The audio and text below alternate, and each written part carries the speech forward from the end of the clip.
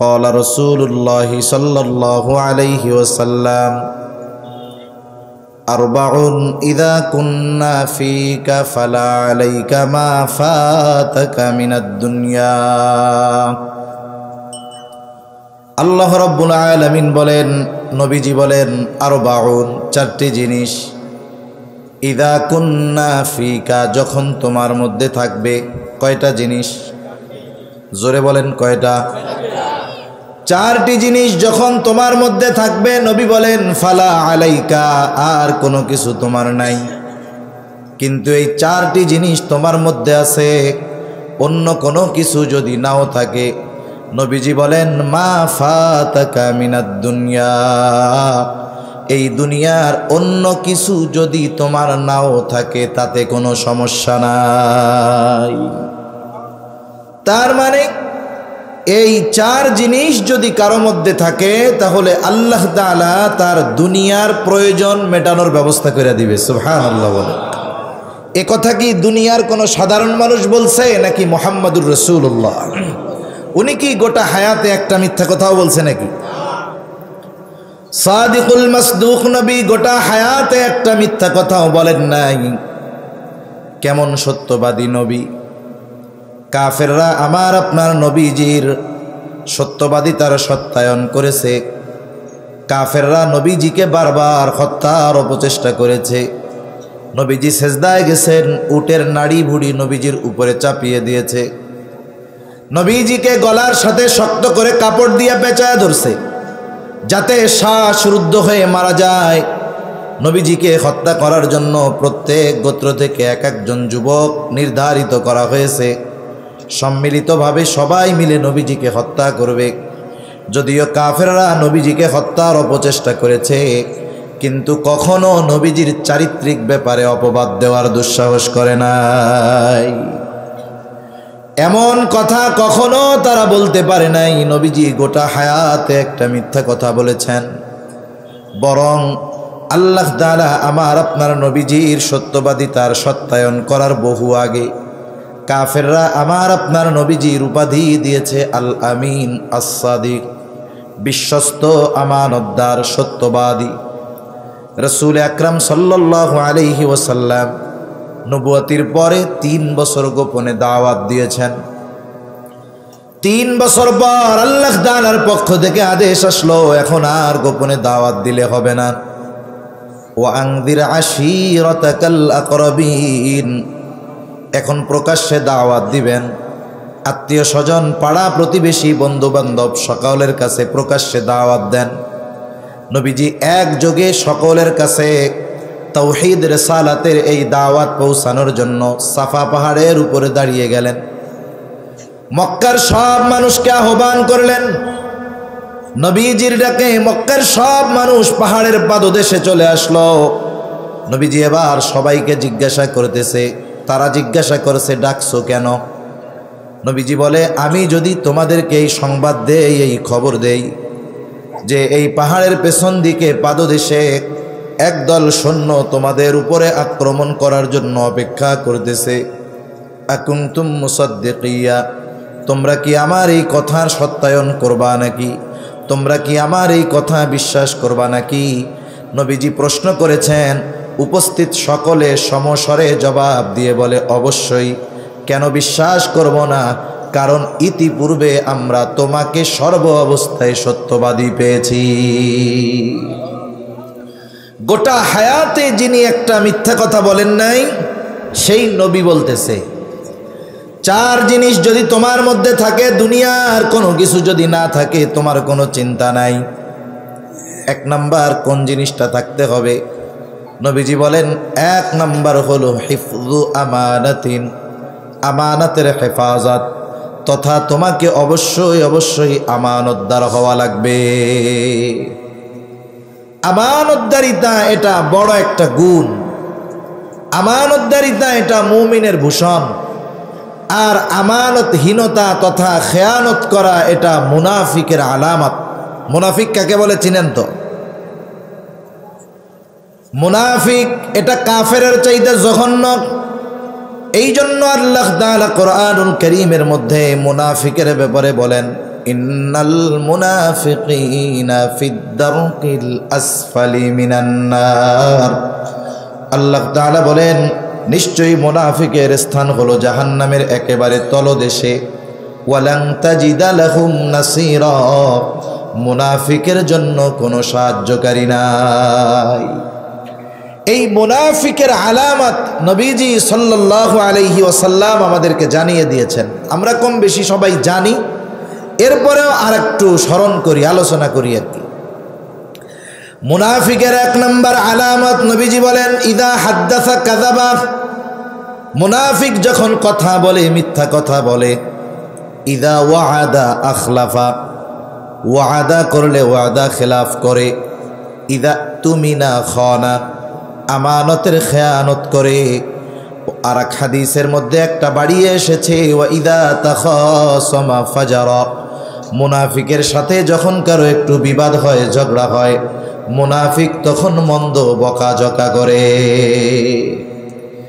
এই ত্রুটি সম্পন্ন মানুষ বাংলাদেশের অন্য জায়গায় থাকতে পারে, আলহামদুলিল্লাহ কাছরে নাই। আছে রাস্তেগণকে আসেনি, আছে। নামাজ পড়ে হাজি সাহেব, ভালো মানুষ, কিন্তু এই চারটা দোষ একসাথে তার মধ্যে আছে। মিথ্যা কথাও কয়, ওয়াদাও খেলাফ করে, আমানতেরও খেয়ানত করে, আবার মসজিদ থেকে বাইরে হইয়া টুপিটা খুইলাই এমন শব্দবোমা ছাড়ে যে কানে আঙ্গুল দিল এগুলো ঢুকে যায় কানের মধ্যে। আছে না নাই? অভাব নাই। এই মুনাফিকের আলামতগুলো যদি কারো মধ্যে থাকে, এগুলো বের করে ফেলা দরকার। মোবাইল, ইন্টারনেট, কম্পিউটারের মধ্যে ভাইরাস ঢুকে মাঝে মধ্যে। মোবাইল কম্পিউটার যারা চালায় অ্যান্টিভাইরাস দিয়ে রাখে, যেন এই ভাইরাস কম্পিউটারের অন্যান্য ফাইলগুলোকে ধ্বংস না করতে পারে। অনুরূপভাবে মুনাফিকের আলামত এমন এক ভাইরাস, সাধারণ ভাইরাস কম্পিউটারের হয়তো সফটওয়্যার খেয়ে ফেলবে, ফাইলগুলোকে নষ্ট করে ফেলবে, কিন্তু মুনাফিকের আলামত এমন এক ভাইরাস, যদি এই ভাইরাস কারো মধ্যে পরিপূর্ণ বিস্তার লাভ করতে পারে, তার ঈমান ধ্বংস করে ফেলবে। এজন্য এই ভাইরাস যদি আমার আপনার মধ্যে থাকে, বাইর করে ফেলবো। মনে করেন এক লোকের রয়েছে ক্যান্সার আঙ্গুলের মধ্যে, ডাক্তারের কাছে গেছে, ডাক্তার পরীক্ষা নিরীক্ষা করে বলে, আপনার এইখানে তো ক্যান্সারের জীবাণু দেখা যায়। এখন যে পরিস্থিতি, যদি আঙ্গুলের কিছু অংশ কেটে ফেলা না হয়, এই ভাইরাস গোটা দেহে বিস্তার লাভ করতে পারে, এটা আপনার মৃত্যুর কারণ হতে পারে। বলেন তো, এই কথা যখন ডাক্তার বলবে আঙ্গুলের কিছু অংশ কাটার দরকার, আপনি জীবন বাঁচানোর স্বার্থে আঙ্গুল না, প্রয়োজনে হাত কেটে ফেলবেন, ঠিক না? জীবন বাঁচানোর জন্য অঙ্গহানি হতে আমরা দ্বিধাবোধ করি না, কিন্তু ঈমান বাঁচানোর জন্য মুনাফিকের আলামতগুলো আমাদের মধ্যে থাকলে বের করার দরকার, সেটা আমরা করি না, আফসোসের ব্যাপার। এই জন্য মুনাফিকের আলামত যদি কারো মধ্যে থাকে, বাহির কইরা ফেলবো, জোরে কোন ইনশাআল্লাহ। তাহলে মুনাফিকের আলামতগুলার মধ্যে অন্যতম আলামত হলো আমানতের খেয়ানত করা। বাস্তবতা হলো আমানতদারিতা এমন একটা বিষয়, এটা আমল সম্পৃক্ত বিষয় এমন নয়, বরং আমানতদারিতার সম্পর্ক ঈমানের সাথে। রাসূলুল্লাহ সাল্লাল্লাহু আলাইহি ওয়াসাল্লাম জানিয়ে দেন, লা ঈমানা লিমান লা আমানাতা লাহ। নবীজি বলেন, যার মধ্যে আমানতদারিতা নাই, তার ঈমান নাই। আমি আশা করি এতটুকুতে একজন মুমিনের আমানতদারিতার গুণ অর্জন করা কতটুকু জরুরি, আশা করি এইটুকুতে বুঝতে পারছেন ইনশাআল্লাহ। আমরা তো এমন এক নবীর উম্মত, যিনি নবুয়তির 20 বছর আগে, বরং তার চেয়েও আরো বেশি আগে, আল আমিন, আমানতদার উপাধিতে ভূষিত হয়েছেন। ওই জাহেলিয়াতের সময় আরবের মুশরিকদের মাধ্যমে নবীজি উপাধি পেয়েছেন আল আমিন। নবীজির এই আমানতদারিতা কত মজবুত আমানতদারিতা ছিল, একটা উদাহরণ দিলে বুঝতে সহজ হবে। মক্কায় যখন নবীজির উপরে অত্যাচারের মাত্রা বেড়ে গেল, আল্লাহ তাআলা আমার আপনার নবীকে হিজরতের খবর জানায়া দিলেন যে অচিরেই আপনার হিজরত হবে মক্কা থেকে মদিনার দিকে। কিন্তু তারিখ কখন, সময় কখন আল্লাহ তাআলা জানান নাই। এদিক দিয়া কাফেররাও মোটামুটি বুঝতে পারছে মুহাম্মদ আর মক্কায় থাকবে না, হিজরত করে চলে যাবে অন্য কোথাও। কাফেররা পরামর্শ করল মুহাম্মদকে আর ছেড়ে দেওয়া যাবে না। প্রত্যেক গোত্র থেকে এক একজন ব্যক্তিকে নির্বাচিত করা হলো। এই দলের কাজ হলো আজ রাতেই মুহাম্মদকে দুনিয়া থেকে চিরতরে বিদায় করে দিতে হবে। রসুল আকরাম সাল্লাল্লাহু আলাইহি ওয়াসাল্লামকে আল্লাহ তাআলা নির্দেশ দিলেন আজ রাত্রেই আপনার হিজরত হবে। যেই রাত্রে কাফেররা হত্যার সিদ্ধান্ত নিয়েছে ওই দিনটাতেই তারা নবীজির হিজরতের ব্যাপারে আল্লাহ তাআলার পক্ষ থেকে নির্দেশ আসছে। নবীজি তার ঘরের ভিতরে হযরত আলী রাদিয়াল্লাহু তাআলা আনহুকে রাইখা বের হবেন। কেন? চারদিকে শত্রু সশস্ত্র অবস্থায় ঘিরে রাখছে। নবীজি হযরত আলী রাদিয়াল্লাহু তাআলা আনহুকে নিজ বিছানায় রাইখা গেলেন কেন? কারণ নবীজি যখন মদিনার উদ্দেশ্যে রওনা হবেন ওই সময়ও আমার আপনার নবীজির কাছে কাফেরদের কিছু রাখা আমানত ছিল, সম্পদ ছিল। চিন্তা করে দেখেন, যারা হত্যা করার জন্য ঘরের চতুর্দিক সশস্ত্র অবস্থায় অবস্থান করতেছে ওই মানুষগুলোর আমানত তাদের কাছে ফেরানোর ব্যবস্থা নবীজি করেছেন। এরপরে নবীজি হিজরত শুরু করেছে। এর আগে নবীজি সফর শুরু করেন নাই। আমরা হইলে কি চিন্তা করতাম? আমরা হইলে প্রথমে চিন্তা করতাম যাদের জন্য এলাকা ছাড়া লাগবে, দেশ ছাড়া লাগবে, এদের সম্পদ ফেরত দেওয়ার দরকার কি, এটা নিয়েই আমরা এখান থেকে যাইগা। অথচ নবীজি শত্রুর আমানত তার কাছে পৌঁছানোর ব্যবস্থা হওয়ার আগ পর্যন্ত নিজে সফর শুরু করেন নাই। কেমন আমানতদার নবী! আমরা সেই আমানতদার নবীর উম্মত। বলেন, আমাদের আমানতদার হওয়ার দরকার আছে না নাই? আমানতদার যদি হতে হয়, আমানতদারিতার ব্যাপারে তথা আমানতের ব্যাপারে আমাদের সকলের স্বচ্ছ ধারণা থাকতে হবে। প্রথমত জানতে হবে কোন কোন ক্ষেত্রে কোন কোন জায়গায় আমানতদারিতা অর্জন করা দরকার। এক নাম্বার, অবশ্যই আমাদেরকে লেনদেনের ক্ষেত্রে আমানতদার হতে হবে, আদান প্রদানের ক্ষেত্রে আমানতদার হতে হবে। কারো সম্পদ যদি আমার কাছে আমানত রাখে অথবা জামানত রাখে, এই সম্পদ টাকা পয়সার হকদার যে, সে যদি ভুলেও যায় আমাকে আপনাকে নিজ দায়িত্বে ওই সম্পদের হকদারের কাছে তার সম্পদ ফিরিয়ে দিতে হবে। আল্লাহ তাআলা কোরআনুল কারীমের মধ্যে বলেন, ইন্নাল্লাহা ইয়া'মুরুকুম আন তুআদ্দুল আমানাতি ইলা আহলিহা। আল্লাহ তাআলা বলেন, নিশ্চয়ই আল্লাহ তোমাদেরকে আদেশ দিচ্ছেন, নির্দেশ দিচ্ছেন। কি আদেশ? বলে আন তুআদ্দুল আমানাতি ইলা আহলিহা, যে তোমরা আমানত তার হকদারের কাছে ফিরিয়ে দাও। আমার আপনার কাছে যদি কেউ কিছু পাওনা থাকে, সে যদি ভুলেও যায়, ফিরিয়ে দেওয়ার দায়িত্ব আমার আপনার। শেষ কথা হলো, আমরা লেনদেনের ক্ষেত্রে আমানতদার হব। জীবনটা এমনভাবে সাজাবো, আমি যখন দুনিয়া থেকে যাব, আমার যখন ইন্তেকাল হবে, কোনো মানুষ যেন আমার কাছে কোনো হক না পায়। কথা বুঝে আসছে না? তাহলে এক নাম্বার, আমানতদারিতা হবে লেনদেনের মধ্যে। দুই নাম্বার, শুধু লেনদেনই আমানত এমনটা নয়, কথাও কিন্তু আমানত হয়। কথা রাসূল আকরাম সাল্লাল্লাহু আলাইহি ওয়াসাল্লাম বলেন, ইযা হাদ্দাসা আর-রাজুলু সুম্মা ইলতাফাতা ফাহিয়া আমানাতুন।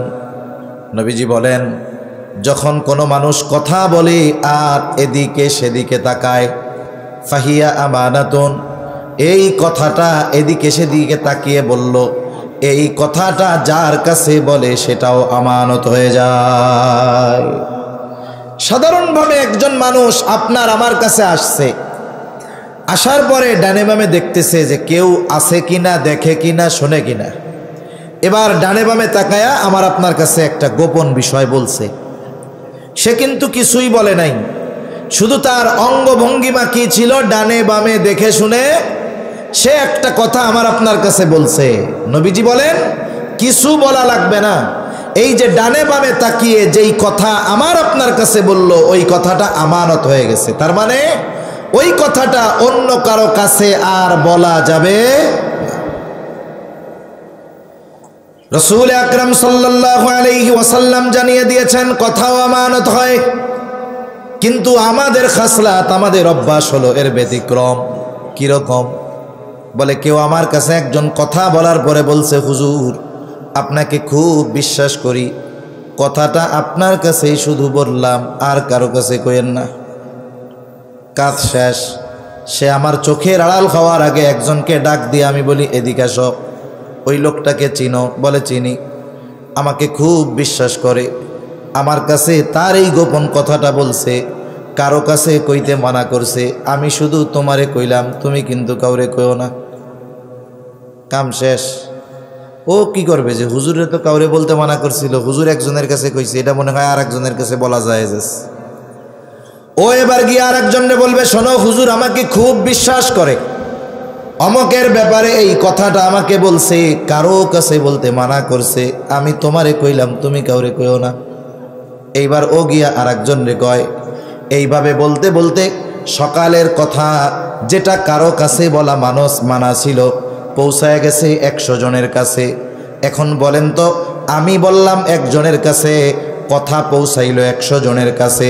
এখন বলেন এই কথার ব্যাপারে যেই খেয়ানত, এটা একটা আছে নাকি 100 হয়ে গেছে? এই যে 100 জনের কাছে কথা পৌঁছানোর জন্য দায়ী আমি, আমার দ্বারা শুরু হয়েছে এটা। হাদিসের মধ্যে আসছে, নবীজি সাল্লাল্লাহু আলাইহি ওয়াসাল্লাম বলেন, যখন কোনো ব্যক্তি কোনো ভালো কাজের সূচনা করে, ওই ভালো কাজ যতজন করে, যতদিন করে, সকলের ভালো কাজের সমপরিমাণ আমল, তার সওয়াব তার আমল নামায় যোগ হয়ে যায়। আবার কারো দ্বারা যখন কোনো মন্দ কাজের সূচনা হয়, ওই মন্দ কাজ যতদিন চলে, যতজন করে, ওই ব্যক্তি যদি দুনিয়া থেকে চলেও যায়, তাহলে তার আমল নামায় সকলের মন্দ কাজের সমপরিমাণ গোনা যোগ হয়ে যায়। এই যে মাদ্রাসা মনে করেন, যার দ্বারা শুরু হয়েছে, যারা এখানে সহযোগিতা করছে, যারা টাকা পয়সা দিয়েছে, এই মাদ্রাসা যতদিন থাকবে, কোরআনের তিলাওয়াত যতদিন চলবে, এই মসজিদ যতদিন থাকবে, নামাজ যতদিন হবে, তিলাওয়াত যতদিন হবে, 1000 বছর পরেও যদি এই প্রতিষ্ঠান থাকে, 1000 বছর আগে যারা এখানে সহযোগিতা করেছে, কবরে শুয়া শুয়া সওয়াব পাইতে থাকবে। সুবহানাল্লাহ। রাসূলুল্লাহ সাল্লাল্লাহু আলাইহি ওয়াসাল্লাম বলেন, আদম আলাইহিস সালামের ওই হত্যাকারী সন্তান, যার মাধ্যমে পৃথিবীর বুকে প্রথম অন্যায়ভাবে হত্যাকাণ্ড সংগঠিত হয়েছিল, কিয়ামত পর্যন্ত অন্যায়ভাবে যত হত্যাকাণ্ড সংগঠিত হবে, সব হত্যাকাণ্ডের দায়ভার গোনাও তার আমলনামায় যোগ হয়ে যাবে। এই জন্য কথাটাও আমানত। 3 নাম্বার দায়িত্ব, আমানত দায়িত্ব। সরকারি দায়িত্ব হোক, বেসরকারি দায়িত্ব হোক, ছোট দায়িত্ব হোক, বড় দায়িত্ব হোক, সব দায়িত্ব আমানত। বাস্তবতা হলো, কোনো ব্যক্তি যদি দায়িত্ব যথাযথভাবে পালন না করে, ওই দায়িত্বের বিপরীতে তার জন্য যেই পারিশ্রমিক আছে, তার জন্য যেই মজুরি আছে, তার জন্য যেই সম্মানী আছে, দায়িত্বে ফাঁকি দিয়ে সে যদি তার ওই কাজের বিপরীতে যেই পারিশ্রমিক, সেটা যদি সে গ্রহণ করে, অবশ্যই ওই ব্যক্তি খেয়ানতকারীদের তালিকায় তার অন্তর্ভুক্ত হতে হবে। দায়িত্ব বড় এক আমানত। এই পৃথিবীর মানুষ এক সময় দায়িত্ব নিতে চাইতো না, আর এখন মানুষ দায়িত্ব নেওয়ার প্রতিযোগিতা করে। এক এলাকায়, এই যে গত চেয়ারম্যান ইলেকশনের আগে আর কি, সে চেয়ারম্যানই নমিনেশন পাওয়ার জন্য, যেহেতু দলীয় মার্কা, ওই জায়গা তো আর ব্যক্তি বাছাই হবে না, মার্কা বাছাই হবে। দলীয় মার্কা যেহেতু, দলীয় নমিনেশন দরকার, সে 3 কোটি টাকা খরচ হয়েছে তার নমিনেশন নিতে। কয় কোটি? এই 3 কোটি, 300 কোটি, 500 কোটি এখন আমাকে ডাইল ভাত। 1000 কোটি, 1000 কোটির দুর্নীতি শুনতে শুনতে 1-2 কোটি মনে হয় 2 পকেটেই থাকে। ঠিক কিনা বলেন? অবস্থা হলো এরকম। তা সে 3 কোটি টাকা খরচ করছে নমিনেশনের জন্য। যাক, নমিনেশন পেয়েছে। এইবার সে পোস্টার ছাপিয়েছে যে এই মার্কায় ভোট দিয়ে অমক ভাইকে জনগণের সেবা করার সুযোগ দিন। আচ্ছা বলেন তো, যদি সেই ব্যক্তি বাস্তবেই জনগণের সেবা করার জন্যই চেয়ারম্যান হইতো, তাহলে তার চেয়ারম্যান হওয়া লাগতো না, এই কোটি কোটি টাকা দিয়ে নমিনেশন না কিনে জনগণের সেবা করতে পারতো। ঠিক কিনা বলেন? তার মানে এইখানে এই চেয়ারম্যানই দায়িত্বের একটা মজা তার আছে। অতীতের মানুষ বিশেষ করে রাষ্ট্রীয় দায়িত্ব নিতে চাইতো না। হযরতে আবু যর গিফারি রাদিয়াল্লাহু তাআলা আনহুর ব্যাপারে এমনটা বর্ণিত আছে, উনার অনুপস্থিতিতে একটা মজলিসের মধ্যে ওনার ব্যাপারে আলোচনা হইতেছে যে রাষ্ট্রীয় ওই দায়িত্বটা আবু যর গিফারিকে দিলে ভালো হয়। উনি কিন্তু ওই জায়গায় নাই। ওনার ব্যাপারে একটা আলোচনা হয়েছে, দায়িত্ব দেওয়াও হয় নাই। ওই মজলিসের একজন আবু যর গিফারি রাদিয়াল্লাহু তাআলা আনহুর কাছে গিয়ে বলে, আবু যর, আপনাকে হয়তো রাষ্ট্রের এই দায়িত্বটা দেওয়া হতে পারে। আবু যর গিফারি রাদিয়াল্লাহু তাআলা আনহু যখন শুনলেন রাষ্ট্রের এই গুরুত্বপূর্ণ দায়িত্ব তাকে দেওয়া হতে পারে, এখনো দেওয়া হয় নাই, ঘুম হারাম হয়ে গেছে। কি করছে? রাতের বেলায় বিছানাপত্র নিয়ে দায়িত্ব দিয়ে দেয় নাকি এই ভয়ে এলাকা ছেড়ে তিনি চলে গেছে। আর এখন তো দায়িত্ব নেওয়ার প্রতিযোগিতা করে, আর অতীতের মানুষকে চাবুক দিয়ে পিটায়াও দায়িত্ব দেওয়া যায় না। ইমাম আজম আবু হানিফা রহমাতুল্লাহি আলাইহি, সজাগ আছেন তো আপনারা? তাকবীর দেন, নারায়ে তাকবীর। ইমাম আজম আবু হানিফা রহমাতুল্লাহি আলাইহি খলিফা মনসুরের সাথে দেখা। খলিফা মনসুর ইমাম আজম আবু হানিফা রহমাতুল্লাহি আলাইহিকে প্রস্তাব দিচ্ছে, ও ইমাম আবু হানিফা, প্রধান বিচারকের আসনটা খালি, প্রধান কাজীর পদ খালি, প্রধান বিচারকের পদ খালি, আপনি এই দায়িত্বটা গ্রহণ করেন, প্রধান বিচারক। ইমাম আবু হানিফা রহমাতুল্লাহি আলাইহিকে যখন প্রস্তাব দেওয়া হলো, ইমাম আবু হানিফা খলিফার কথার পরপরই প্রস্তাব নাকচ করে দিলেন, বললেন না, এই দায়িত্ব আমি নিতে পারবো না। ইমাম আবু হানিফা যখন খলিফার মুখের উপরে প্রস্তাব ফিরিয়ে দিল, খলিফা রাগান্বিত হয়ে গেল, তার ইগোতে আঘাত লেগেছে, আত্মমর্যাদায় আঘাত লাগছে। আরে আমি খলিফা, আমার প্রস্তাব মুখের উপরে ফিরিয়ে দিল, কত বড় স্পর্ধা। হাতে ছিল চাবুক, এই চাবুক দিয়া ইমাম আবু হানিফার গায়ে জোরে একটা বাড়ি মেরে দিয়েছে। ইমাম আবু হানিফার গায়ে বাড়ি মেরে দিয়েছে, চাবুক দিয়ে আঘাত করেছে। খলিফা মনসুর যখন রাজপ্রাসাদে ফিরে গেল, খলিফা মনসুরের চাচা বলতেছে, মনসুর, কাজটা তুমি ভালো করো নাই, ইমাম আবু হানিফার গায়ে চাবুক দিয়া বাড়ি মেরেছো, কাজটা অন্যায় হয়েছে। তার মতো একজন বিজ্ঞ আলেম, তার গায়ে চাবুক দিয়ে আঘাত করাটা অন্যায় হয়েছে, অপরাধ হয়েছে, তুমি তার কাছে ক্ষমা চাও। খলিফা মনসুর যখন চাবুক দিয়া বাড়ি মারছে তখন তো রাগান্বিত অবস্থায় ছিল, এখন মাপ চাইতে কইতেছে, মেজাজ ঠান্ডা, কিন্তু মাপ চাইতে যে যাবে এখন তার লজ্জা লাগতেছে। কারণ মানুষ রাগান্বিত অবস্থায় এমন কিছু কাজ করে যেগুলো তার পরবর্তী গোটা হায়াতে আফসোসের কারণ হয়ে যায়। ঠিক কিনা বলেন? আমরা গ্রাম অঞ্চলে অনেক সময় হয়, শহরেও হয়, গ্রামেরটা তো টের পাওয়া যায়, শহরেরটা সহজে বোঝা যায় না। চার দেয়ালের মধ্যে অনেক সময় স্বামী স্ত্রীর মধ্যে তুচ্ছ বিষয় নিয়ে দ্বন্দ্ব হয়। শয়তানের একটা গ্রুপ আছে, ওই গ্রুপের দায়িত্বই হইল স্বামী স্ত্রীর মধ্যে দ্বন্দ্ব লাগায়া বিচ্ছেদ সৃষ্টি করে দেওয়া। এই গ্রুপের কামই এই, গোটা দুনিয়াব্যাপী এই কাম করে বেড়ায় এরা। মনে করেন তুচ্ছ বিষয় নিয়ে স্বামী স্ত্রীর মধ্যে দ্বন্দ্ব লাগে। তুচ্ছ বিষয়টা কি হইতে পারে?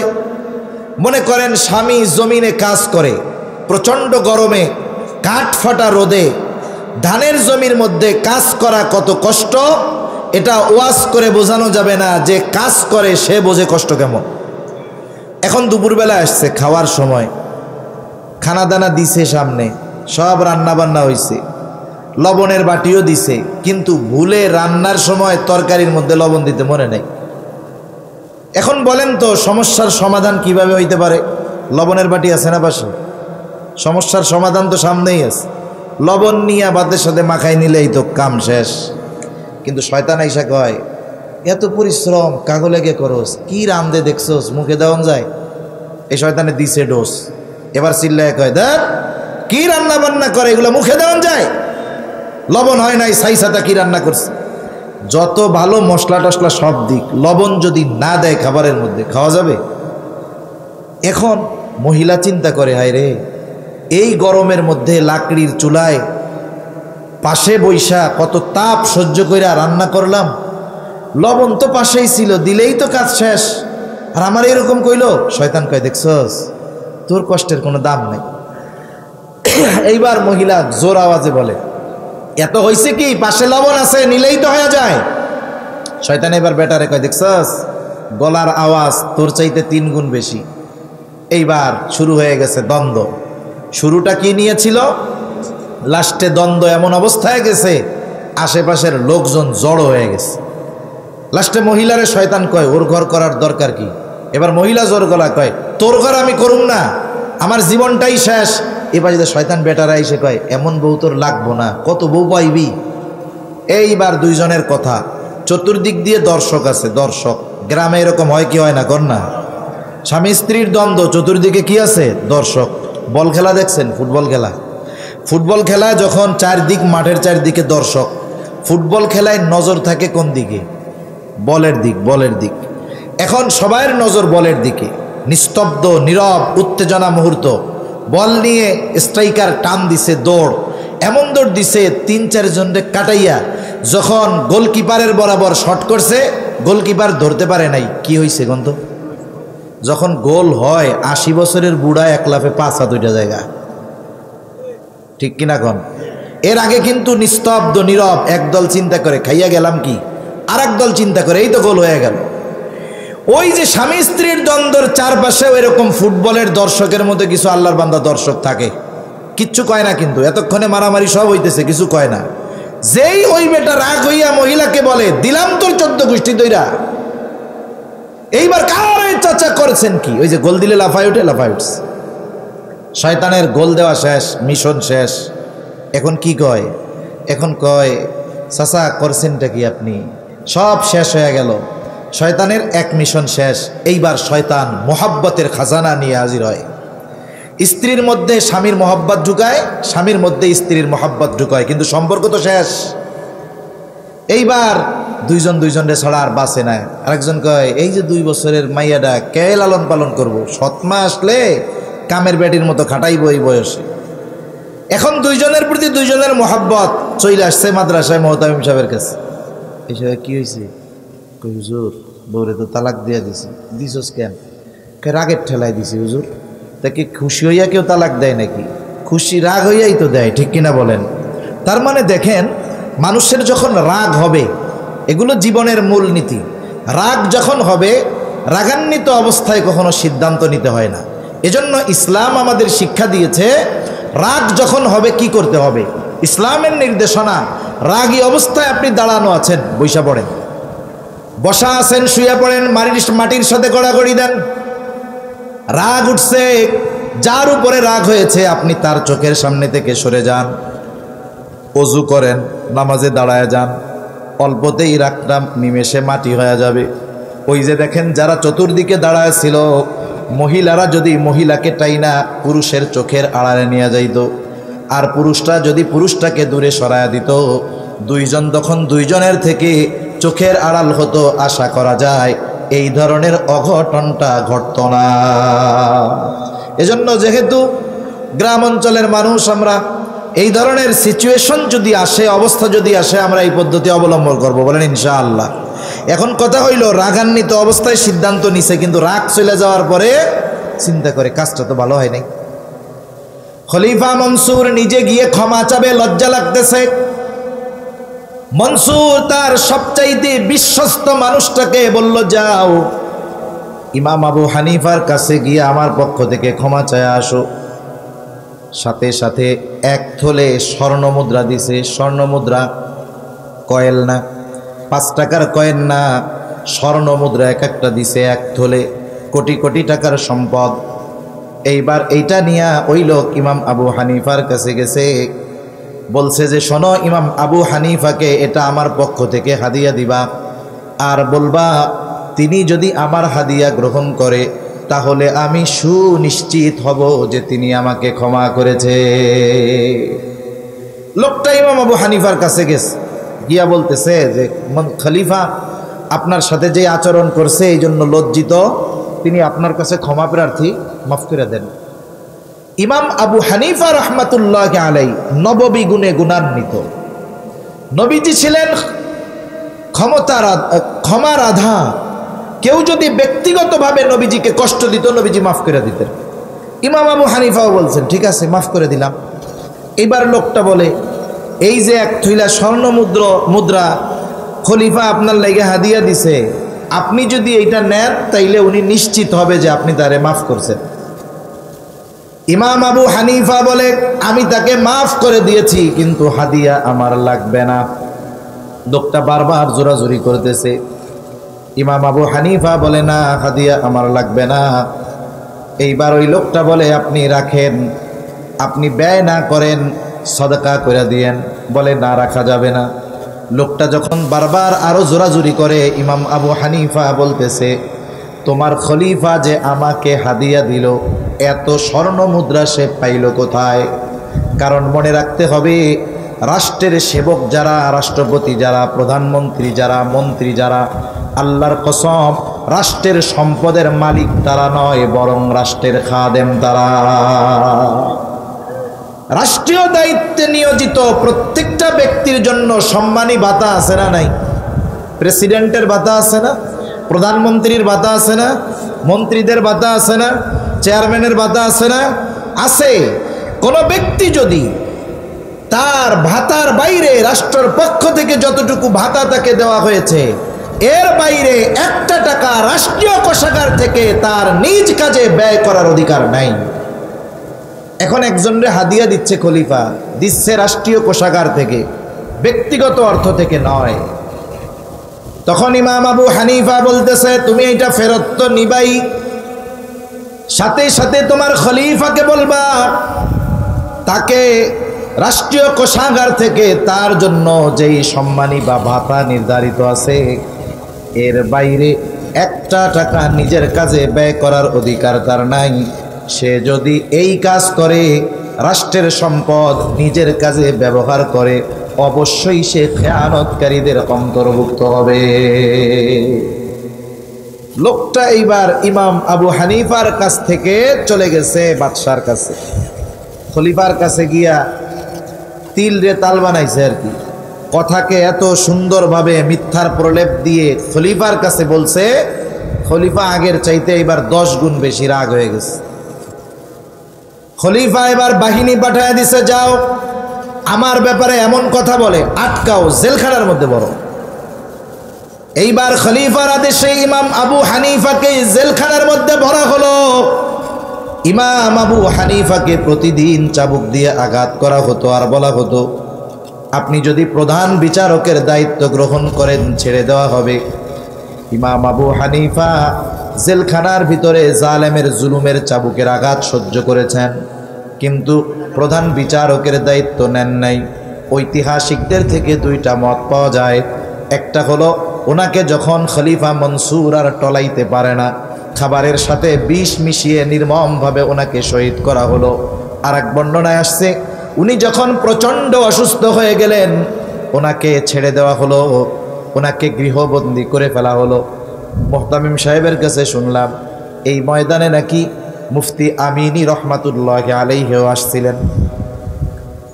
মুফতি আমিনী রহমাতুল্লাহি আলাইহিকে জালেমরা গৃহবন্দী করে ফেলছিল।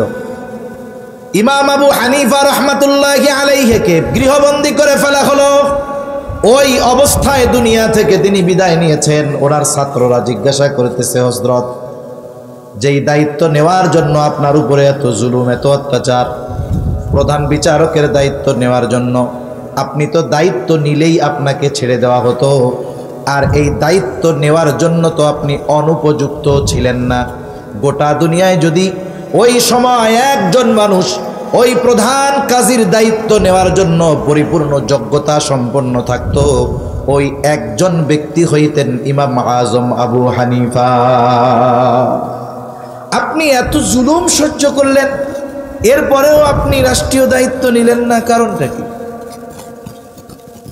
আবু দাউদে একটা হাদিস আছে, নবীজি বলেন, আমাদের কাউকে যখন কোনো সরকারি দায়িত্ব দেওয়া হয়, তোমাদের কাউকে যখন কোনো রাষ্ট্রীয় দায়িত্ব দেওয়া হয়, সে যদি ওই দায়িত্বের সুচ পরিমাণ খেয়ানত করে, সুচ পরিমাণ, নবীজি বলেন কিয়ামতের দিন ওই ব্যক্তি খেয়ানতের বোঝা নিয়ে আল্লাহর সামনে হাজির হবে।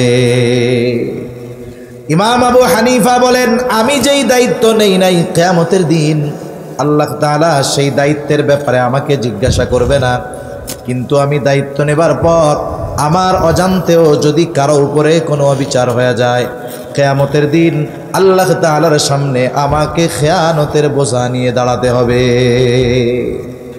এজন্য দায়িত্ব আমানত। রাষ্ট্রের প্রত্যেকটা দায়িত্বশীল ব্যক্তিকে যেই দায়িত্ব দেওয়া হয়েছে, এই দায়িত্ব তার কাছে আমানত। অনেকে চিন্তা করবে, হুজুর আমরা তো আর বিচারক না, সরকারি লোকও না, আমাদের দ্বারা দায়িত্বের খেয়ানত হয় না। অনেক মানুষের মাধ্যমে এই দায়িত্বের খেয়ানত হয়, হয় কি হয় না? আপনাদের এলাকায় তো মনে হয় ধান টান ভালো হয়, তাই না? ধান হয়, ধান ধান মনে করেন ধানের জমিটা যখন পরিষ্কার করেন, প্রথমে পরিষ্কার কইরা ধানের চারাটা যখন রোপণ করা হয়, কেউ যদি চিন্তা করে এই যে চারা রোপণ করে আসলাম, 3 মাস পরে গিয়া ধান কাইটা ঘরে তুলমু, 3 মাস পরে যদি ও জমিতে চায়, ওর চারাই তো খুঁজে পাবে না, দেখবে সব জঙ্গল হয়ে গেছে।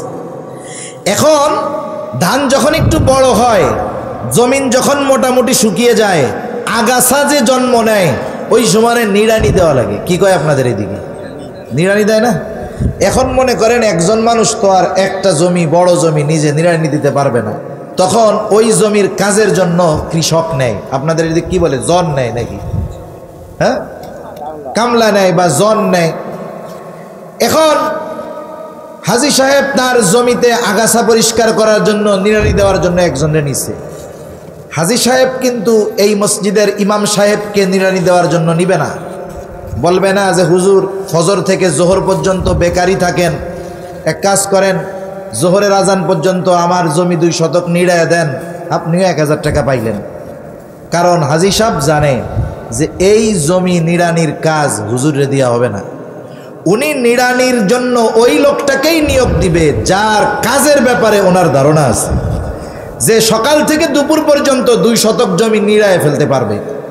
এইবার ওকে জমিতে নিয়ে দেখাই দিছে যে এই যে আমার 2 শতক, দুপুর পর্যন্ত নিড়ানি শেষ কইরা বিকালবেলা এসে টাকা নিয়ে যাবা হাটের থেকে বা বাজার থেকে। এখন ও নিড়ানি শুরু করছে, শয়তান ওর কাছে আসছে, আইসা ওরে অস্ত্রসা দিচ্ছে, দেখ হাদিস শব্দ ধরে খুব বিশ্বাস করে, দেখোস নাই, এর লাগে জমি দেখাইয়াই চলে গেছে, আর আইব না। তো তোর তো কালকে কোনো কাম নাই, আজকে যদি কাম শেষ করে ফেলস তাহলে কালকে টাকা পাবি কই? এক কাজ কর, কাজ ধীরে ধীরে কর, অর্ধেক কর, বাকি অর্ধেক কালকের লেগে রাইখা দিবি। তুই যায় যদি হাজী সাহেবরে কস, হাজী সাহেব তোরে বিশ্বাস করব।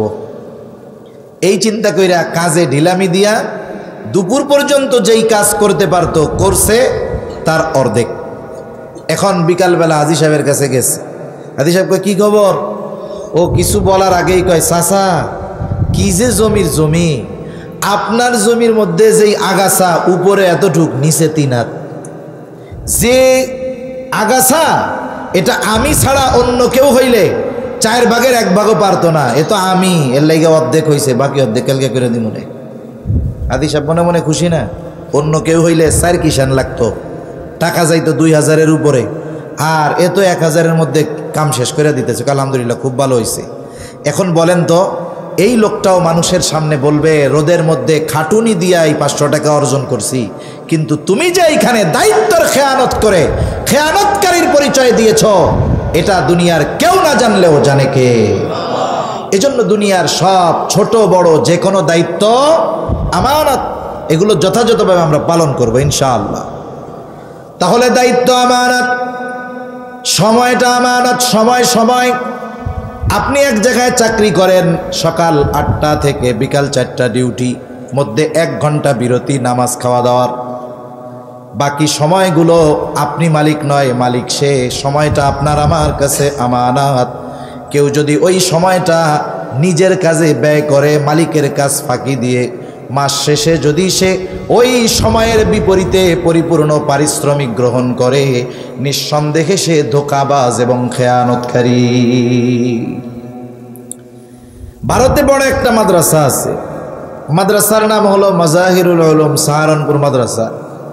এই মাজাহিরুল উলুম যার নামে এই মাদ্রাসা, ওনার নাম হলো মাজহার নানুতুবি রহমাতুল্লাহ আলাই। উনি এক মাদ্রাসায় পড়াইতেন, নিকট অতীতের কথা বলতেছি। ওনাদের মতো হওয়া আমাদের জন্য অসম্ভব, কিন্তু ওনাদের কথা যখন আমরা শুনি, বলি, আলোচনা করি, ওনাদের কথা আলোচনা করার দ্বারা আমাদের মধ্যে কমপক্ষে ওই রকম হওয়ার আগ্রহ পয়দা হয়, ঠিক কিনা বলেন? উনি এক মাদ্রাসায় পড়াইতেন, সময়ের হিসাব করতেন। ক্লাস টাইমে ওনার কোনো সময়, মাদ্রাসার সময় নিজের কাজে ব্যয় করতেন না। একদিন এক লোক ওনার কাছে আসছে, ক্লাস টাইমে কথা বলতেই হবে, জরুরি কথা। হযরত ক্লাস বন্ধ করে তার সাথে কথা বললেন, কিন্তু নিজের ডায়েরির মধ্যে, নোটের মধ্যে লেখা রাখছে অমুক দিন অমুক তারিখ অমুক ক্লাসের এই কয় মিনিট সময় আমি নিজের কাজে ব্যয় করেছি।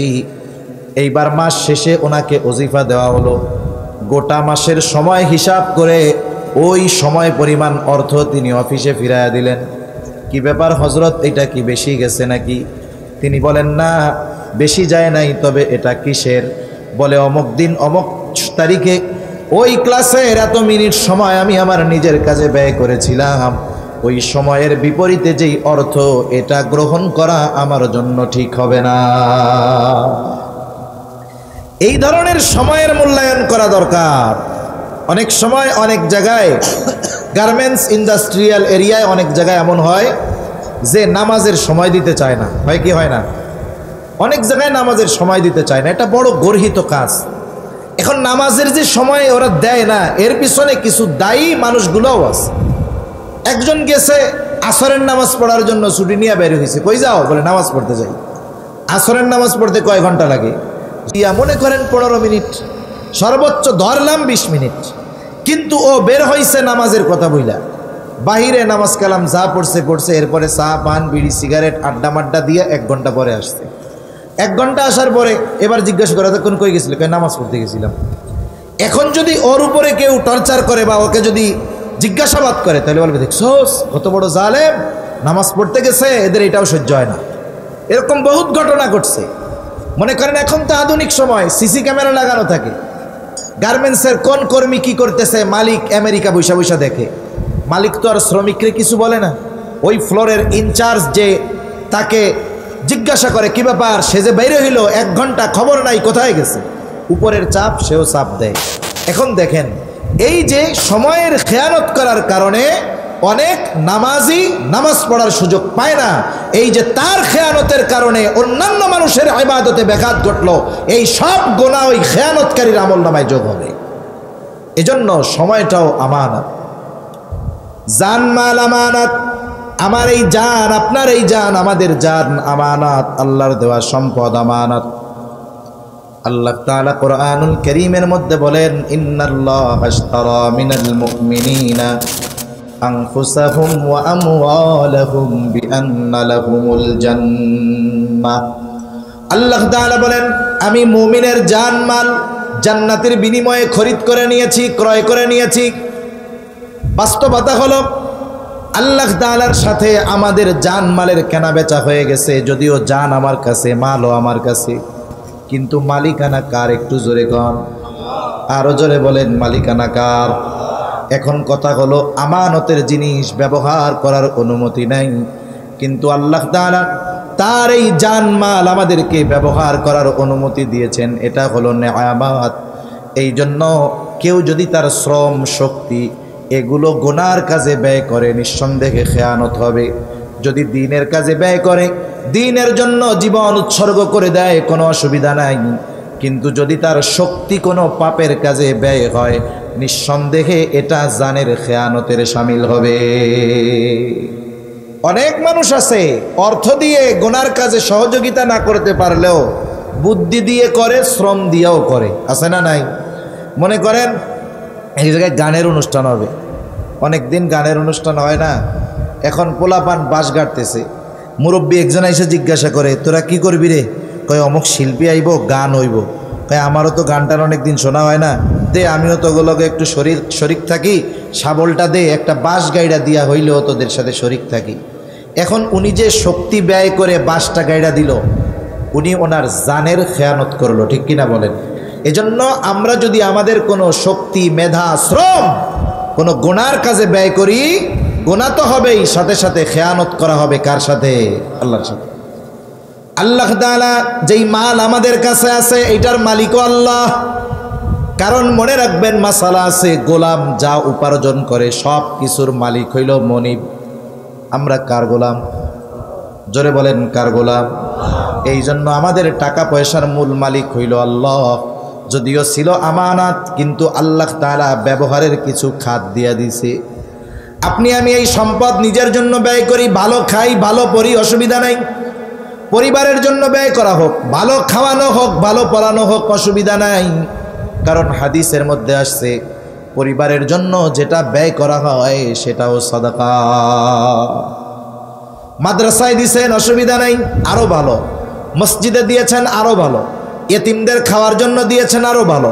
লিল্লা বোর্ডিংয়ে চাইল দিয়েছেন, টাকা দিয়েছেন, আরো ভালো। কিন্তু এই টাকা যদি কেউ গুনার কাজে ব্যয় করে তাহলে খেয়ানত করা হবে।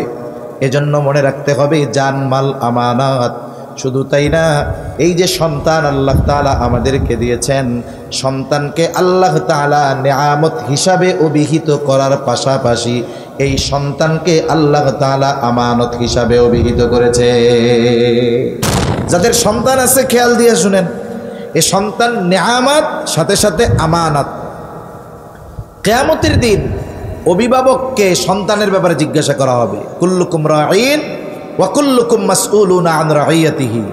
এই সন্তানকে যদি আপনি দ্বীন না শেখান, কোরআন না শেখান, দ্বীনের উপরে পরিচালিত হওয়ার ব্যবস্থাপনা যদি গ্রহণ না করেন, ওই ছেলে ইঞ্জিনিয়ার, ডাক্তার যা হয় হোক, দ্বীন না শেখানোর কারণে এই সন্তানের ব্যাপারে খেয়ানতকারী হিসাবে কিয়ামতে আল্লাহর সামনে দাঁড়াতে হবে। এজন্য আপনি আপনার সন্তানদেরকে জাগতিক লাইনে উচ্চশিক্ষিত করে ডাক্তার, ইঞ্জিনিয়ার বানানোর আগে কাসর জামিয়া ইসলামিয়া মাদ্রাসার মধ্যে দিয়ে নুরানিতে ক্লাস 3-4 পর্যন্ত পড়ানোর পরে এরপরে জেনারেল লাইনে দিবেন। লাভ অনেকগুলো আছে, লাভ অনেক। 1 নাম্বার, কিয়ামতে জবাবদিহিতা থেকে ওই অভিভাবক বাঁচতে পারবে। 2 নাম্বার, ওই সন্তান তার বাবা মা দুনিয়া থেকে যাওয়ার পরে আমার মতো হুজুর ডাকা লাগবে না, সে নিজেই আল্লাহর কাছে দোয়া করতে পারবে, নিজের বাবার জানাজা নিজে পড়াতে পারবে। এজন্য সন্তানদেরকে আগে দ্বীন শেখাবো, বলেন ইনশাআল্লাহ। মনে রাখবেন, এ দুনিয়াতে দিন যাচ্ছে আর বৃদ্ধাশ্রম বাড়তেছে, ঠিক কিনা? অনেক জায়গায় গ্রাম অঞ্চলে বৃদ্ধাশ্রম আছে, খোঁজ নিয়ে দেখবেন ওইখানে হুজুর গো বাপ নাই, ওইখানে হুজুরদের মারা নাই। খোঁজ নিয়ে দেখবেন অধিকাংশ ওই ধরনের মা বাবা বৃদ্ধাশ্রমে আছে যারা তাদের জীবনের সর্বস্ব ব্যয় করে সন্তানদেরকে জাগতিক শিক্ষায় উচ্চ শিক্ষিত করেছে। সবগুলো সন্তান ডাক্তার, ইঞ্জিনিয়ার, ঢাকা শহরে 10 তলা, 5 তলা, 7 তলা, 8 তলা বাড়ি, অথচ ওই বাবার ওই সন্তানের 10 তলায় তো বহুদূর, ওই 10 তলা বাড়ির গাছতলায়ও বাবার জায়গা হয় না, ঠিক কিনা বলেন? কিন্তু একজন সন্তান যদি দিনদার হয়, ওর উপার্জন যত কম হোক, ও রিক্সা চালাক, ও কৃষক হোক, অন্যর জমিতে কাম করুক, ও কখনো মা বাবাকে বোঝা মনে করে না, বৃদ্ধাশ্রমে দিয়ে আসে না, ঠিক কিনা বলে? সেজন্য সন্তান নামক এই আমানতের সাথে আমাদের যথাযথ ব্যবহার করা দরকার। দিন যদি না শেখাই খেয়ানত করা হবে। অঙ্গ প্রত্যঙ্গ আমানত, অঙ্গ প্রত্যঙ্গের খেয়ানত হয় গুনাহ করার মাধ্যমে। যুবক ভাই, কান দিয়ে গুনাহ করতেছো, কানের খেয়ানত করতেছো। চোখ দিয়ে তুমি পাপ দেখতেছো, নাচানাচি দেখতেছো, চোখের খেয়ানত করতেছো। জবান দিয়ে তুমি অশ্লীল কথা বলতেছো, জবানের খেয়ানত করতেছো। অন্তর দিয়ে খারাপ চিন্তা করতেছো, অন্তরের খেয়ানত করতেছো। আল্লাহ তাআলা সেই কথাই বলেন, ইয়ালামু খাইনাতাল আয়ুন, ওয়া মা তুখফিস সুদূর, আল্লাহ তাআলা জানেন তোমরা চোখের কি খেয়ানত করো, অন্তরের মধ্যে কি লুকায় রাখো তথা অন্তরের কি খেয়ানত করো। দুনিয়ার কেউ না জানলেও না দেখলেও যিনি দেখেন যিনি জানেন তিনি কে। এজন্যই অঙ্গ প্রত্যঙ্গ আমানত, এই কয়েকটা বিষয় যদি আমরা ঠিক রাখতে পারি তাহলে আমরা আমানতদার মুমিন হতে পারবো। কি মুমিন? জোরে বলেন, আরো জোরে বলেন, কি মুমিন? আমানতদার মুমিন। তাহলে নবীজি 4 গুণের কথা বলছিল। কয় গুণ স্মরণ আছে? 4 গুণ। বেশি সময় আর নিব না, অল্প সময়ের মধ্যে শেষ। 2 নম্বর গুণ নবীজি বলেন সিদকু হাদিসিন, সত্য কথা বলা তথা সত্যবাদিতার গুণ অর্জন করো। সত্যবাদিতা মুমিনের ভূষণ। সত্যবাদিতা এমন এক গুণ যেই গুণটার ব্যাপারে স্পেশাল ভাবে আল্লাহ তাআলা কোরআনুল কারীমের মধ্যে বলেছেন। যেমন আল্লাহ তাআলা কোরআনুল কারীমের মধ্যে বলেন, ইয়া আইয়ুহাল্লাযীনা আমানুত্তাকুল্লাহা ওয়া কুনু মা'আস সাদিকিন। আল্লাহ তাআলা বলেন, হে ঈমানদারেরা, তোমরা মুত্তাকি হও, তোমরা আল্লাহ তাআলাকে ভয় করো।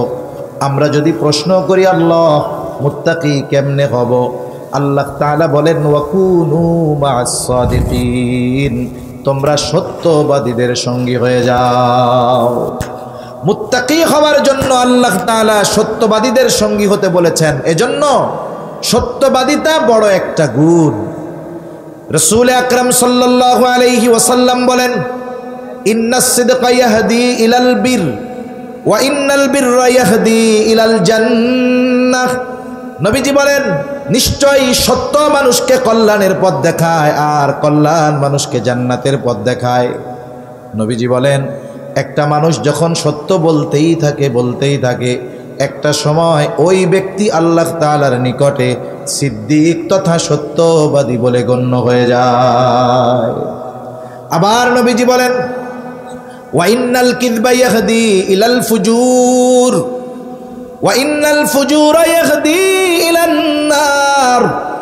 নবীজি বলেন, মিথ্যা মানুষকে পাপের পথ দেখায় আর পাপ মানুষকে জাহান্নামের পথ দেখায়।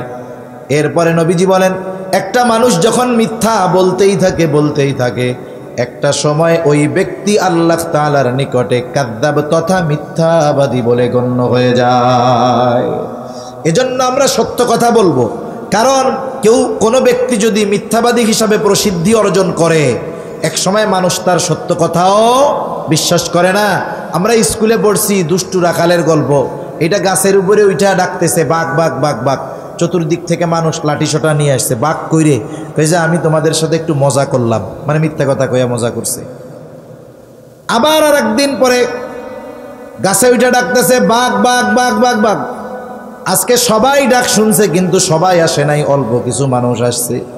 কোথায় বাঘ? বলে নাই, মজা করলাম। তৃতীয় সত্যই আর একদিন বাঘ আসছে। এইবার গাছে উঠা গলা সাইডা চিৎকার করতেছে, আল্লাহর কসম বাঘ, আল্লাহর কসম বাঘ। সবাই শুনতেছে কিন্তু কেউ আসে না। কেন? আজকে তো সত্য বলে, এরপরেও আসে না কেন? বলে ও আগে মিথ্যা বলতে বলতে মিথ্যাবাদী হিসাবে প্রসিদ্ধি অর্জন করেছে, এই জন্য বিপদে পড়া সত্য কথা বলার পরেও মানুষ তাকে বিশ্বাস করে না। এজন্য কেউ যদি মিথ্যার উপরে নিজেকে প্রতিষ্ঠিত করে ফেলে তাহলে বিপদে পড়ে সত্য বললেও মানুষ তাকে বিশ্বাস করে না। দেখেন, মিথ্যা কথা বলে আনন্দ দেওয়ারও সুযোগ নেই। অনেক আবেগ মাখা কথা বলে অনেকে, বলে সত্য বলে কাঁদানোর চাইতে মিথ্যা বলে হাসানো ভালো। কত রোমান্টিক এক কথা। তোরে কেডা কইছে মিথ্যা কথা কইয়া মানুষরে হাসাইতে ভালো রাখতে? আল্লাহ রসুল সাল্লাল্লাহু আলাইহি ওয়াসাল্লাম মিথ্যার মাধ্যমে কৌতুক মজা করতেও নবীজি মানা করেছেন। অথচ আমি আমাদের সমালোচনা আত্মসমালোচনা হিসাবেই বলছি, এই চেয়ারটা যদিও কাঠের চেয়ার, দেখতে চেয়ার, কিন্তু এই চেয়ারে যিনি বসেন একটা জিম্মাদারি নিয়ে বসেন। ওয়াজ করা এটা নবীওয়ালা কাজ, ওয়াজ শোনা সাহাবাওয়ালা কাজ। এজন্য যিনি এখানে বসেন নবীওয়ালা কাজ করার জন্য বসেন।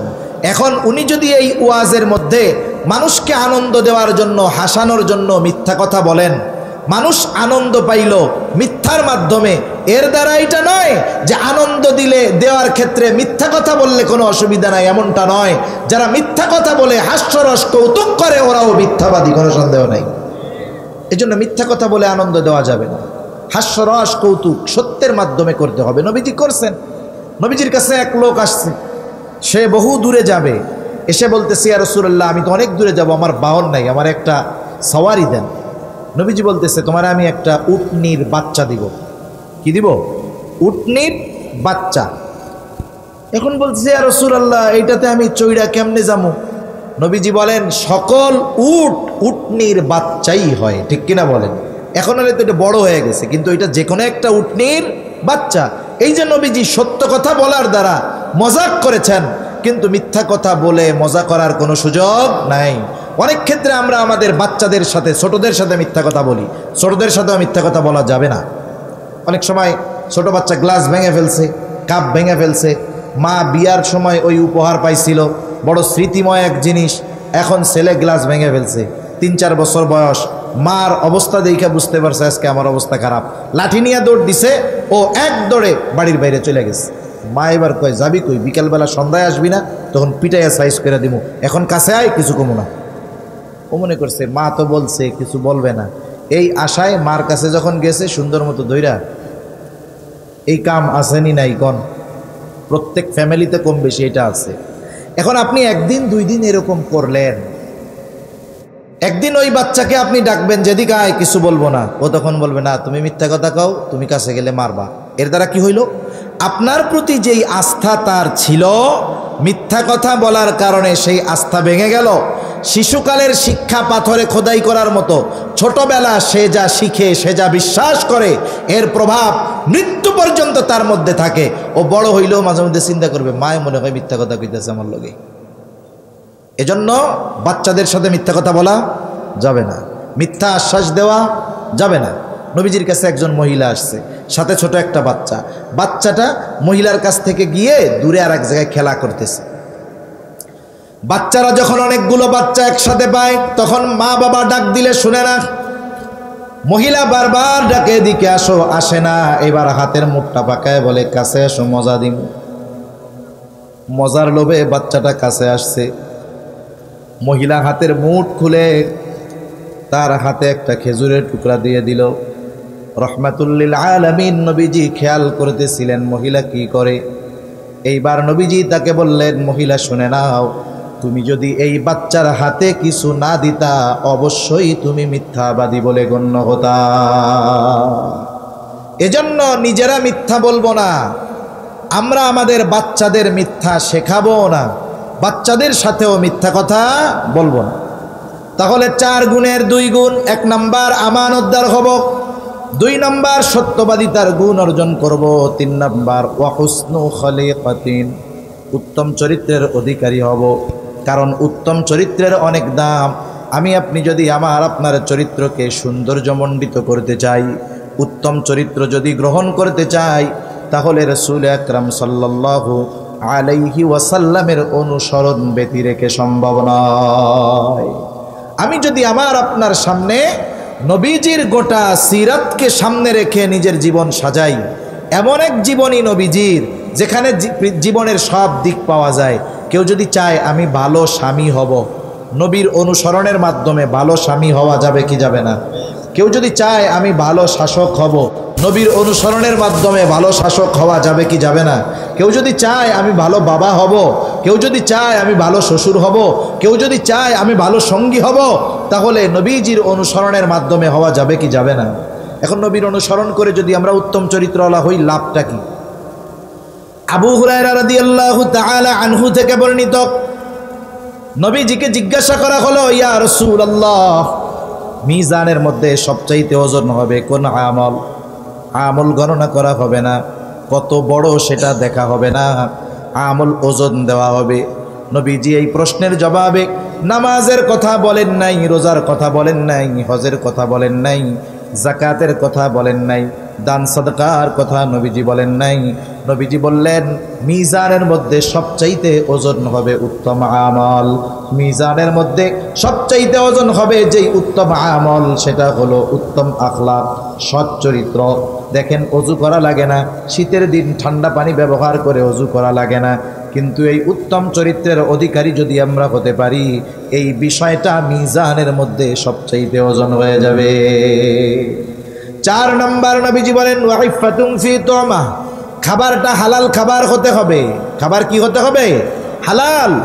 খাবার শুধু হালাল হলে তো হবে না, উপার্জনটা হালাল হওয়ার দরকার আছে না নাই? কতজন আছে হারাম উপার্জন করে কিন্তু খাবারের ব্যাপারে খোঁজে যে হালাল কিনা, লেখা দেখে হালাল কিনা, কসাইয়ের কাছে গিয়া জিজ্ঞাসা করে বিসমিল্লাহ কইয়া গরু জবাই দিছস কিনা। এরকম বুজুর্গ আছে না নাই? ঘুষের টাকা সুদের টাকা পকেটে নিয়া সুন্দর মতো কসাইরে জিজ্ঞাসা করে বিসমিল্লাহ কইছিলি? কসাইও তো চালাক, কয়ে আমি নামাজ কালাম না পড়ি কি এটা আল্লাহ চাইলে মাফ করে দিতে পারে, কিন্তু বিসমিল্লাহ ইচ্ছা করে বাদ দিয়া যদি হারাম গোশত খাওয়াই এই গুনাহ কিয়ামতের দিন আল্লাহ মাফ করবো না, এই জন্য বিসমিল্লাহ কইছি। এবার কয় দে গোশত তো হালাল আছে, 10 কেজি দে, আমারে রোজা আসতেছে, সাহারি করতে হইব। এবার 10 কেজি সিনার গোস্ত মজা মজা গোস্ত কিনা পকেটের থেকে টাকা দিছে, ঘুষের টাকা, ও মনে করতেছে কত সুন্দর হালাল টাকা, হালাল গোস্ত কিনলাম। তাহলে প্রথমত উপার্জন হালাল হতে হবে। কি হতে হবে জোরে বলেন? উপার্জন, এবং উপার্জনের মাধ্যমটা হালাল হতে হবে। অনেকে পরিশ্রম করে কিন্তু মাধ্যম হারাম। যেমন একজন এক রেস্টুরেন্টে চাকরি করে, হোটেলে চাকরি করে, সেই হোটেলে তার দায়িত্ব হইল মানুষকে মদ পরিবেশন করা। দায়িত্বটা কি? ওয়েটার কি দেয়? মদ দেয়। ও তো সারাদিন ডিউটি করে, পরিশ্রম করে, দিন শেষে মাস শেষে বেতন পায়, কয় আলহামদুলিল্লাহ হালাল টাকা পাইছি, কিন্তু ও যে কামটা করতেছে ও তো আল্লাহর পক্ষ থেকে লানত একজন ব্যক্তি। এই জন্য কর্মটা তথা মাধ্যম তথা কর্মটা হালাল হওয়া লাগবে। কর্ম হালাল, উপার্জন হালাল। এই জন্য নবীজি সাল্লাল্লাহু আলাইহি ওয়াসাল্লাম হালাল উপার্জনের গুরুত্ব দিয়েছেন। নবীজি বলেন কাসবুল হালালি ফারিদাতুম বাদাল ফারিদা, ফরজ ইবাদতের পরে অন্যতম ফরজ ইবাদত হলো হালাল উপার্জন করা। একজন মানুষ যদি ফরজ ইবাদত সমূহ ঠিক রেখে 5 ওয়াক্ত নামাজ ঠিকভাবে পড়ে, ওয়াজিব সুন্নাতে মুআক্কাদাগুলো পড়লো, আর কোনো নফল ইবাদত করে না, সকালবেলা বের হয়ে গেছে, কৃষক মানুষ কৃষি কাজের জন্য, রিক্সাওয়ালা রিক্সা নিয়ে বের হয়ে গেছে, নিয়ত যে হালাল উপার্জন করার জন্য বাহির হইলাম, এই লোকটা হালাল উপার্জনের নিয়তি যতক্ষণ এই হালাল কর্ম সম্পাদন করবে, ওই ব্যক্তির এই কর্মটা তার আমলনামায় কবুল ইবাদত হিসাবে যোগ হয়ে যাবে। এজন্য যেই মানুষগুলো হালাল উপার্জন করে তাদের পেশা যত ছোট হোক, তাদের এই ছোট পেশাকে সামনে এনে তাদেরকে তিরস্কার করা যাবে না। অনেক সময় মানুষকে অপমানিত করার জন্য তার পেশাকে সামনে আনে। মনে করেন জানাশোনা মানুষ, কথার কথা আর কি, কৃষক অথবা সে রিক্সা চালায়, এরকম বলে এই বড় রিক্সাওয়ালা চুপ কর, নাম জানে কিন্তু এরপরেও কি কয় রিক্সাওয়ালা চুপ কর। কেন বলে? কারণ এই পেশাটাকে সামনে এনে তাকে ছোট করতে চায়। ঠিক কিনা বলেন? মনে রাখতে হবে, হারাম উপার্জনকারী সরকারি উচ্চপদস্থ কর্মকর্তা সচিবের চাইতে আপনার বাজারে যেই ব্যক্তি জুতা সেলাই করে হালাল উপার্জন করে ও আল্লাহ তাআলার কাছে বেশি প্রিয়। ঠিক কিনা বলেন? এজন্য কোনো হালাল পেশা নিয়োজিত ব্যক্তি তাকে আমরা তার পেশার কারণে খোটা দিব না। কারণ এই পৃথিবীর অনেক পেশা আছে যেগুলোকে আমরা ছোট পেশা মনে করি, অথচ এই কাজগুলো পয়গম্বর আলাইহিস সালামরা করেছেন। এরকম অনেক কাজ আছে। সেজন্য আমরা কখনোই কাউকে হালাল পেশার সামনে এনে খোটা দিব না, তার পেশা যত ছোট হোক না কেন। ঠিক আছে তো ইনশাআল্লাহ? তাহলে 1 নম্বর পেশাটা কর্মটা হালাল, 2 নম্বর উপার্জন হালাল, 2 নম্বর তার খাবারটাও হালাল হতে হবে। যদি খাবার হালাল না হয়, উপার্জন হালাল না হয়, ক্ষতি কি? কেউ যদি ঘুষ খায়, সুদ খায়, এই ধরনের অন্যায় করে যদি সম্পদ উপার্জন করে, এটা শুধু হারাম হয় না, বরং যাদের থেকে সুদ ঘুষ নেয় তাদের হকও নষ্ট করা হয়। এজন্য এই ধরনের কর্ম থেকে বেঁচে থাকতে হবে। সুদের মতো জঘন্য কারবারি থেকে বেঁচে থাকতে হবে। এই সুদের কারবারি আসেনি আপনাদের এদিকে? আছে? শুধু বেড়ারা না, বিডিরাও করে মনে হয়। অনেক জায়গায় মহিলারা সুদে টাকা লাগায়। আরে মিয়া, ব্যাংকে কি সুদ? ব্যাংক হ্যাগো কাছে ফেল, ব্যাংক এদের কাছে ফেল। এক একটা সুদি ব্যাংকে পরিণত হয়ে গেছে এক একটা ঘর। দেখেন কথায় যেহেতু কথা আসলো, সুদ তো হারাম, সুদ কি জোরে কোন? কিছু হারাম আছে এটা এক সময় হালাল হয়, কিছু হারাম আছে জায়েজ হয়। এখন কইব হালাল আবার হারাম আবার হালাল হয় কেমনে হুজুর? মনে করেন এক লোকের দুই মাইয়া, এখন আপনি আপনার পোলারে বড় মেয়ের সাথে বিবাহ দিয়েছেন, ছোট জন হইল এর শালি। বলেন তো এই মেয়েটা যতদিন আপনার ছেলের বিবাহ বন্ধনে আবদ্ধ থাকবে ওই শালি তার জন্য হালাল না হারাম? এখন আপনার পুত্রবধূ মারা গেছে, শালিটার এখনো বিবাহ হয় নাই, কিন্তু এখন তার সাথে বিবাহ বৈধ আছে না নাই? এখন তার জন্য বিবাহ করা হালাল হয়ে গেছে। হারাম কেমনে জায়েজ হয়? বলে একজন অসুস্থ হইছে, প্রচন্ড অসুস্থ, ডাক্তারের কাছে গেছে, ডাক্তার গবেষণা করে পাইল এই লোকটাকে যদি বাঁচাইতে হয় তাইলে প্রতিদিন 7টা পায়খানার পোকা খাওয়াইতে হবে, 250 গ্রাম শুয়োরের গোস্ত খাওয়াইতে হবে। কথার কথা। ওলামায়ে কেরাম আছে, জিজ্ঞাসা করেন জীবন বাঁচানোর জন্য পায়খানার পোকা শুয়োরের গোস্ত তাকে খাওয়ানো জায়েজ, ওষুধ হিসাবে হালাল হবে এমনটা নয়। আবার সে এমন এক জায়গায় গেছে যেইখানে খাবারও নাই পানিও নাই, যা আছে সব হারাম। জীবন বাঁচানোর জন্য যতটুকু গ্রহণ করা দরকার অতটুকু গ্রহণ করা তার জন্য জায়েজ। এখন বলেন তো কোন রোগ হইলে ডাক্তার প্রেসক্রিপশনের মধ্যে লিখবে এই লোকের মরণ ব্যাধি হইছে, এরা যদি বাঁচাইতে হয় তাহলে দৈনিক করে সুদ খাওয়াইতে হবে? এরকম রোগ হওয়ার সম্ভাবনা আসেনি? জোরে বলেন আছে? তাইলে সুদ হইল এমন এক হারাম যেটা কখনো বৈধ হওয়ার সুযোগ, জায়েজ হওয়ার সুযোগ নাই, ঠিক কিনা বলেন? এই জন্য এই ধরনের হারাম থেকে আমাদের বাঁচতে হবে। জঘন্য এক হারাম সুদ। সাধারণভাবে কেউ যদি মদ পান করে, হারাম কিছু খায়, শুকরের গোস্ত খায়, সাধারণ একটা হারাম খাওয়ার গুনাহ হবে। কিন্তু জিজ্ঞাসা করেন উলামায়ে কেরাম আছে, নবীজি জানায় দেয় 1 দিরহাম পরিমাণ কেউ যদি সুদ খায় মায়ের সাথে জিনা করার মতো গুনাহ হয়। এত বড় জঘন্য এক পাপ সমাজে যেই মানুষগুলা করে এরা আবার উঁচু গলায় কথা বলে, কিন্তু এই মানুষগুলো কিয়ামতের দিন টালমাটাল অবস্থায় উঠবে। এদের অবস্থা দেখে হাসরবাসী বুঝবে এটা সুদখোর। এটা কি খোর? জোরে কোন? সুদখোর। এজন্য সুদের মতো এই জঘন্য পাপ থেকে আল্লাহ আমাদের বেঁচে থাকার তৌফিক দেন, বলি আমিন। এখন হারাম খাইলে ক্ষতিটা কি হয় আলোচনা শেষের দিকে খেয়াল করে শুনবো। হারাম যদি খায় ক্ষতি কি? হারাম উপার্জন করলে, হারাম খাইলে ক্ষতি কি? 1 নাম্বার, তার দোয়া আল্লাহ তাআলা কবুল করে না। দোয়া কবুলের যত সময় আছে, দোয়া কবুলের যত স্থান আছে, সে যেখানেই যাক না কেন তার দোয়া কবুল হবে না। বাইতুল্লাহর ভিতরেও যদি ঢুকে যায় দোয়া কবুল হবে না। এক ব্যক্তির ব্যাপারে সাহাবায়ে কেরাম অবস্থা দেখা বলতেছে এর দোয়া তো আল্লাহ ফিরাইতে পারে না। উস্কো খুস্কো চুল নিয়া লম্বা সফর করে প্রতীক বাইতুল্লাহর সামনে গিয়ে আল্লাহ তাআলার সামনে দোয়া করতেছে, সকলে নিশ্চিত তার দোয়া আল্লাহ ফিরাইয়া দিতে পারে না। এত বিনয়ের সাথে দোয়া করে, কিন্তু ওই ব্যক্তির বাস্তব অবস্থা নবীজিকে আল্লাহ তাআলা জানিয়ে দিয়েছেন। নবীজি বলেন ওই ব্যক্তির দোয়া আল্লাহ কেমনে কবুল করবে? যার দেহটা হারাম খাবার দিয়ে গঠিত, গায়ের পোশাকটা হারাম টাকার, ওই ব্যক্তির দোয়া আল্লাহ তাআলা কেমনে কবুল করবে? 2 নাম্বার, তার ইবাদত কবুল হয় না।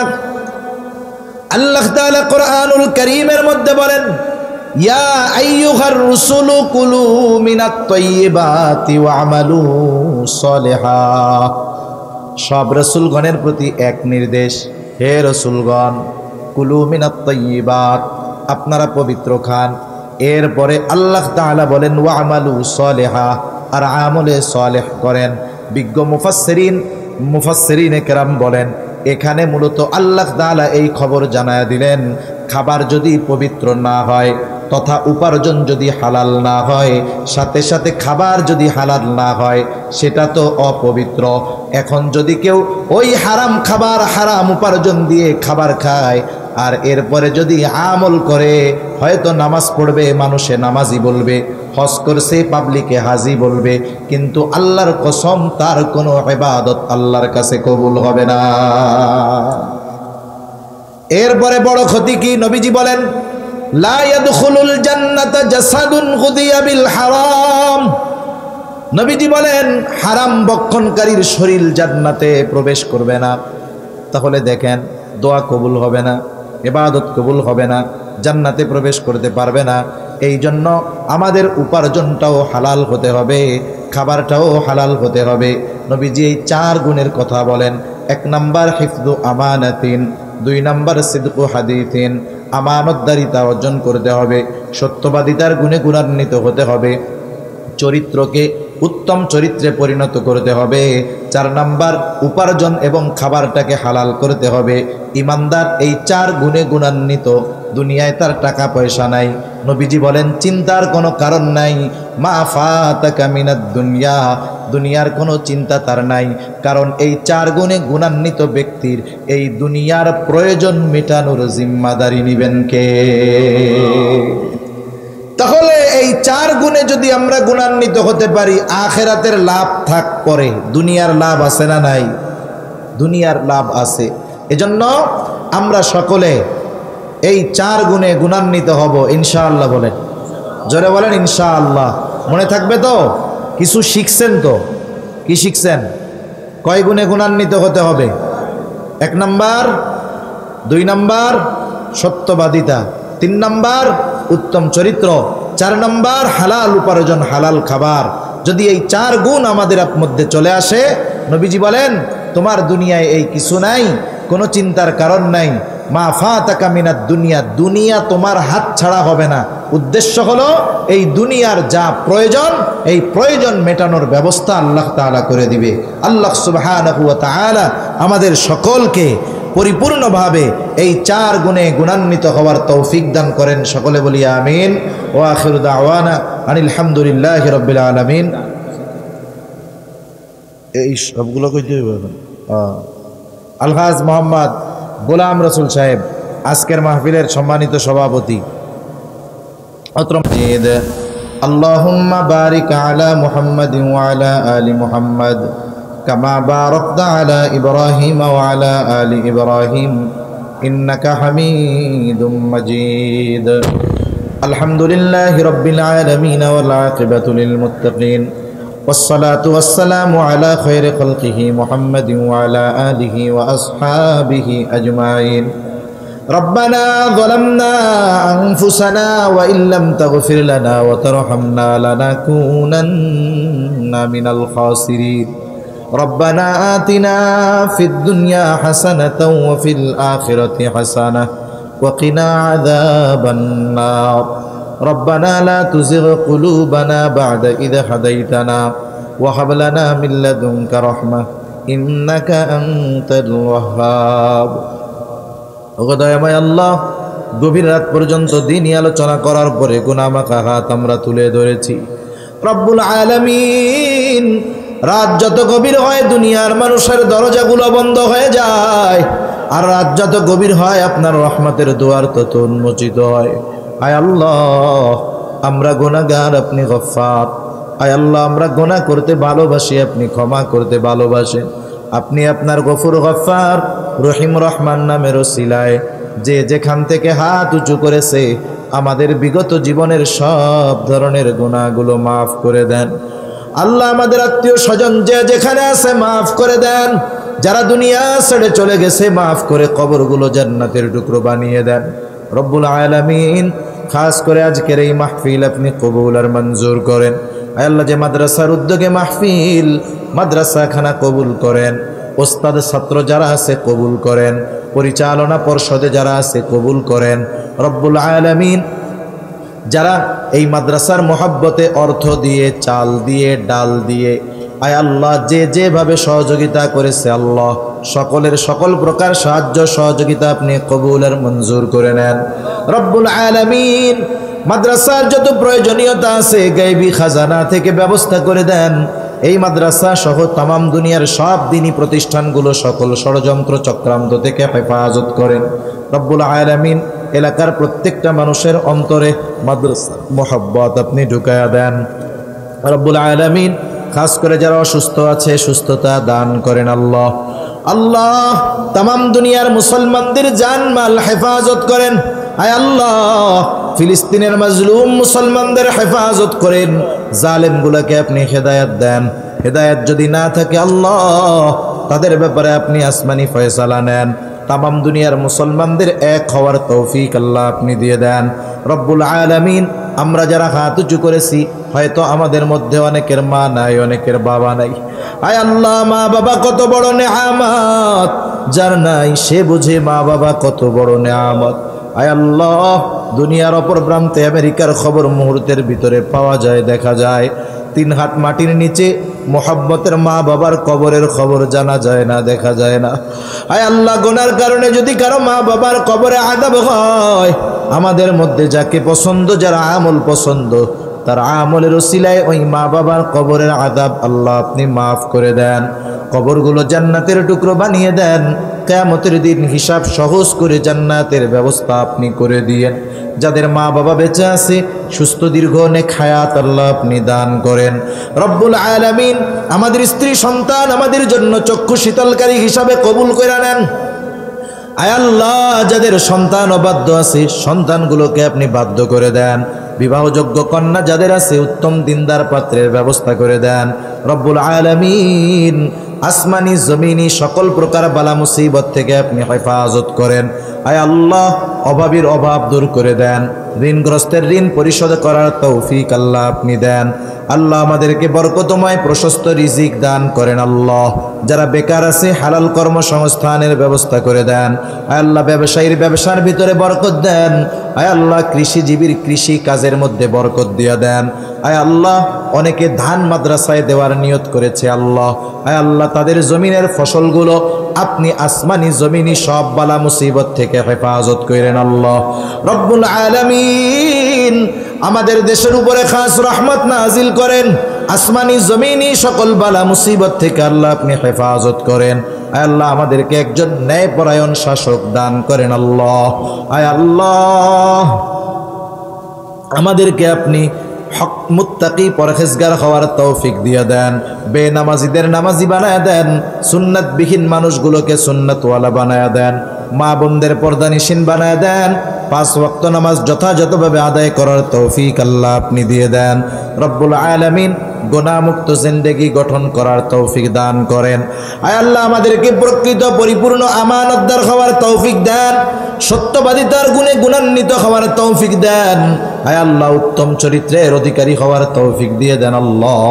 আমাদেরকে হালাল উপার্জন, হালাল কর্মের মাধ্যমে, হালাল উপার্জনের দ্বারা হালাল খাবার খাওয়ার তৌফিক আল্লাহ আপনি দিয়ে দেন।